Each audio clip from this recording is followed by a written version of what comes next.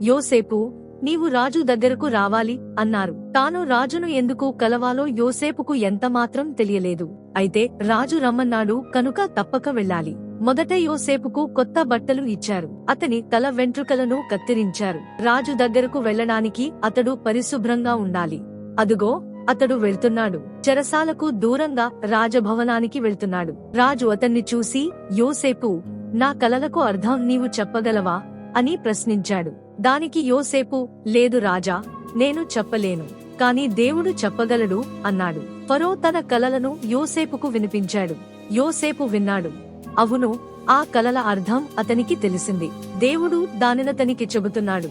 యోసేపు రాజుతో, రాజా, ఆ 7 బలిసిన ఆవులు 7 మంచి సంవత్సరాలకు గుర్తు. ఆ కాలంలో ధాన్యం దండిగా పండుతుంది. ఈ చిక్కిపోయిన 7 ఆవులు కూడా 7 సంవత్సరాలను సూచిస్తున్నాయి. ఈ 7 మంచి సంవత్సరాల తరువాత 7 చెడు సంవత్సరాలు వస్తాయి. ఆ సమయంలో పొలంలో పంటలు పండవు. తినడానికి తగిన ఆహారం ఉండదు.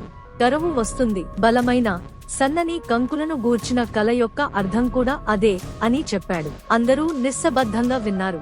రాజు కూడా యోసేపు మాటలు విన్నాడు. అయితే యోసేపు ఇంకా ఇలా చెప్పాడు.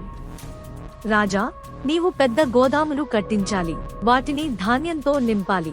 ఆ 7 మంచి సంవత్సరాల్లో చాలా పంట పండుతుంది. మరి పంట పండని 7 సంవత్సరాల మాట ఏమిటి? అప్పుడు ప్రజలు గోదాములలో నుండి ధాన్యం తీసుకోవచ్చు. దీనంతటినీ చూడ్డానికి ఓ తెలివిగల మనిషిని నీవు నియమించాలి. ఫరో ఈ మాటలకు చాలా సంతోషించాడు. అవును, యోసేపు నిజం పలికాడు. అప్పుడు ఫరో ఇలా అన్నాడు, యోసేపు, నీవు చాలా తెలివైన వాడివి. నీవే ఆ గోదాములు కట్టేలా చూడాలి.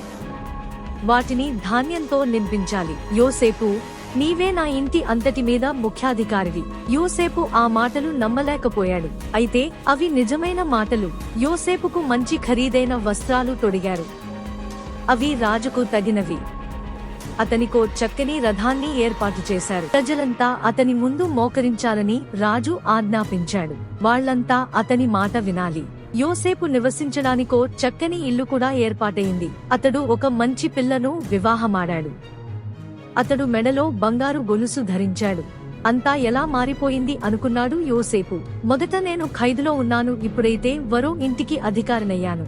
ఇదంతా ఎలా జరిగింది? దేవుడే దీనిని చేశాడు. ఆయన ఎంత మంచివాడు. ప్రజలంతా నా మాట వినాలి. వాళ్ళు నా ముందు మోకరించాలి, నన్ను సేవించాలి.